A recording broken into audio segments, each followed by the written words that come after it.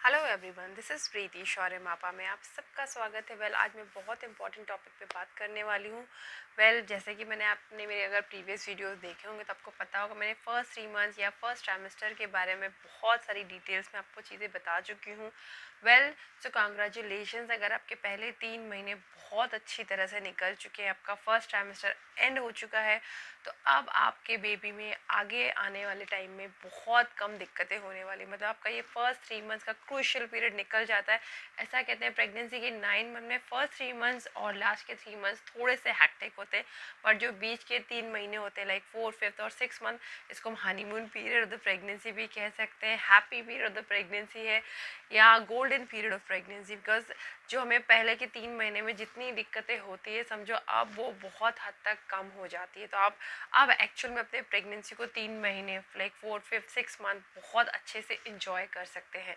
तो चलिए स्टार्ट करते हैं। आपको लाइक 4th मंथ में क्या क्या सिम्टम्स होते हैं उसके बारे में बात करते हैं। इसमें मैं आपको कहूँ तो आपको जो पहले 3 महीने में उल्टी, वॉमिट का, जी मचलाना, ये सब जो सिम्टम्स थे बहुत हद तक रिलीफ मिलेगा इनसे। बहुत लोगों को तो बिल्कुल बंद हो जाते हैं, उनको बिल्कुल वॉमिट जैसा सेंसेशन अब बिल्कुल नहीं होता। बट बहुत रेयर कैसे में 5 से 10% लेडीज़ को ये 9 month through out the 9 month चलता रहता है।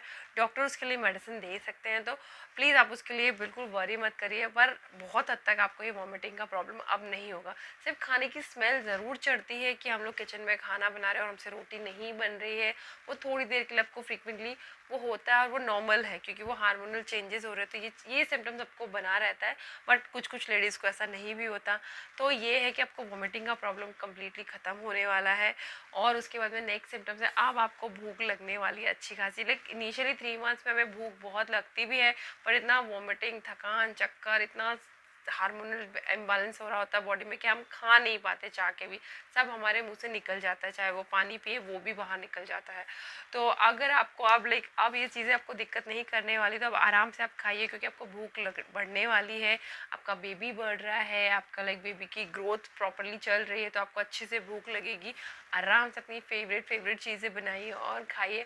पर जितना हो सके प्लीज़ बाहर का फूड थोड़ा सा अवॉइड कर दीजिए। स्ट्रीट फूड तो बिल्कुल भी नहीं, हाइजीनिकली वो सेफ़ नहीं होते। आप घर में जो आपका मानो और आपके वुड बी पापा को कहिए आपके लिए अच्छा सा खाना बनाए और आपको खिलाए। बेबी बहुत इन्जॉय करता है और आप भी बहुत अच्छे से इन्जॉय करेंगे, तो आपको भूख बढ़ने वाली है। उसके बाद में आपका बेबी बम्प स्लाइटली अब थोड़ा सा दिखाई देने लग जाता है। तो अगर आप अच्छे से ऑब्जर्व कर रहे हैं अपनी बॉडी को, तो मैं आपको सजेस्ट करूँगी आप एवरी मंथ एक फोटोग्राफ खींचिए अपनी अपने बेबी बम्प के साथ में, तो आपको पता पड़ेगा कि बेबी बम्प आपका बढ़ रहा है। तो उसका एग्जैक्ट प्रॉपरली आपको लोकेशन आपको मिल जाएगा कि आपका बेबी बम्प इतना हो गया है, इतना हो गया है, इतना हो गया है, तो आप अच्छे से ट्रैक कर पाएंगे। पर आपका अब अगर आप अच्छे से अपनी बॉडी को ऑब्जर्व करें तो आपको अपना बेबी थोड़ा सा दिखाई देने लग जाता है। This is the right time. अगर आप अपनी लाइक टमी को अच्छे से फील कर पाते तो आपको थोड़ी बहुत हलचल आपको क्लियर कट समझ में आ जाएगी कि अब बेबी थोड़ा बहुत मूव कर। एग्जैक्टली आप ये सोचो किक्स पता चले नहीं, हाँ, पर एक हल्का सा मूवमेंट पता पड़ जाता है, बट नॉट श्योर। डॉक्टर मना करते हैं कि अगर आपका पहला प्रेगनेंसी तो आप कैच नहीं कर सकते। ये सच बात है कि मुझे एक्चुअली फर्स्ट मूवमेंट जब पता पड़ा था अपनी बेबी का, वो फिफ्थ मंथ में पड़ा था। तो अगर आपको रियलाइज़ हो रहा है तो ठीक है, नहीं हो रहा तो इट्स ओके। सेकेंड प्रेगनेंसी होती तो हम बहुत ईजिली पकड़ पाते हैं कि हमारे बेबी का मूवमेंट है या कुछ और नहीं है, क्योंकि बहुत बार गैस का प्रॉब्लम भी होता है सिचुएशन में। तो वो हमको लगता है कि ये मूवमेंट तो नहीं, बट नो, एक्चुअल में गैस, कब्स और कॉन्स्टिपेशंस, ये प्रॉब्लम आपको थ्रू आउट दी 9 मंथ रहने वाला, तो वो इस मंथ में भी कंटिन्यू रहेगा। इसके लिए ज़्यादा अच्छा है कि आप फाइबर से युक्त फूड लाइक फूड खाएं, मोटा मोटा अनाज खाएं, ओट्स, दलिया, मोटी रोटी जो रहती है वो खाएं, और फ्रूट्स खाएं, ज़्यादा अच्छा रहेगा जूस की जगह पे। तो ये जितना आप फाइबर खाएंगे आपको ये कॉन्स्टिपेशन का प्रॉब्लम काफ़ी हद तक कम हो। फ्रीक्वेंट यूरिनेशन अब आपका कम हो जाएगा, नॉर्मल यूरिनेशन पे आ जाएंगे। पेट दर्द आपका बढ़ने वाला है क्योंकि जैसे जैसे आपका टमी बढ़ेगा एक कर्व सा बन जाता है, क्योंकि हम आगे की तरफ टमी बढ़ रहा है तो बैक पेन बढ़ जाता है, पेल्विक एरिया में पेन शुरू हो जाता है, ब्रीदिंग प्रॉब्लम आपको शुरू हो सकता है, कभी कभी नाक से खून भी बहने लग जाता है। ये कुछ सिम्टम्स है जो आपको 4th मंथ में होंगे।